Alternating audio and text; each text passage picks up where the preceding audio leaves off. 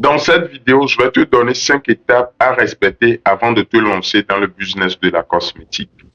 Bonjour et bienvenue à toi sur Cosmétique et Business. Sur cette chaîne, nous parlons de la cosmétique en général, de la fabrication des produits cosmétiques, du business et des stratégies de vente. Alors, si l'une de ces thématiques t'intéresse, je t'invite à t'abonner, à activer la cloche de notification pour être informé de l'apparition de nos prochaines vidéos. Sur cette chaîne, nous publions 3 vidéos par semaine, les lundis, les mercredis et les vendredis à 10h30.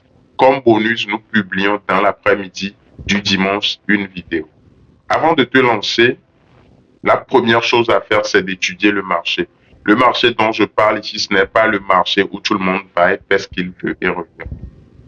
Le marché dont je parle, c'est le secteur dans lequel tu es. Cela peut être un quartier, une ville. Qu'est-ce que les gens veulent payer? Si par exemple dans ton quartier, la majorité des gens aiment avoir une peau claire, donc tu vas proposer un produit qui va rendre la peau des gens claire. En business, on ne vend pas ce qu'on veut vendre, on vend ce que les gens veulent payer. Supposons que la ville ou dans le quartier, les gens désirent avoir de très beaux et longs cheveux. Donc toi là-bas, l'étude de ton marché déterminera que tu dois proposer un produit qui va rendre les cheveux des gens propres et longs. Donc après avoir étudié le marché, la deuxième étape à respecter, c'est de suivre une bonne formation. Parce qu'on ne se lance pas parce que les gens se sont lancés. Ou soit on a vu quelques tutoriels et on veut se lancer en cosmétique. Non. La cosmétique est vraiment vaste. Et si tu désires te lancer, il faudra forcément suivre une formation. Moi, ma première formation que j'ai suivie en cosmétique m'avait coûté 250 000 francs. Oui, 250 000 francs, une formation en présentiel que j'avais suivie pendant 15 jours. Mais juste après cela, je suis, et actuellement, je suis également des formations pour me perfectionner. Parce qu'en cosmétique, au jour le jour, il y a de nouveautés. Donc, tu suis une très bonne formation par rapport aux résultats que tu as reçus lors de l'étude de ton marché. Tu suis une très bonne formation. En barre de description, j'ai une formation que j'ai actuellement en ligne, composée de 4 modules, que je laisserai toutes les informations dans la barre de description. Donc, si tu es intéressé, il faudra juste écrire au numéro qui s'affiche en bas de l'écran et vous serez servi. Dans cette formation, je donne tout ce qu'il faut savoir concernant ces 4 modules. Je me livre à vous parce que je sais que vous êtes mes abonnés, vous me suivez. Donc, c'est de cette manière que je peux vous aider. Ça, c'est une parenthèse. Maintenant, la troisième étape, après avoir suivi une très bonne formation, c'est de chercher de bons fournisseurs. L'erreur que plusieurs personnes commettent, c'est d'avoir un seul fournisseur. Non, ne faites pas ça. Cherchez au moins 2, 3 fournisseurs. Parce que les intrants cosmétiques sont des fois rares.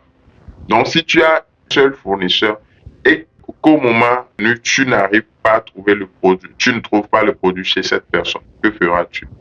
Moi, j'avais fait cette erreur à mes débuts. Maintenant, j'ai 4 fournisseurs. Donc, si je ne trouve pas ça chez le fournisseur A, forcément, je vais trouver chez le fournisseur B ou soit chez le fournisseur C. Donc, ayez plusieurs fournisseurs.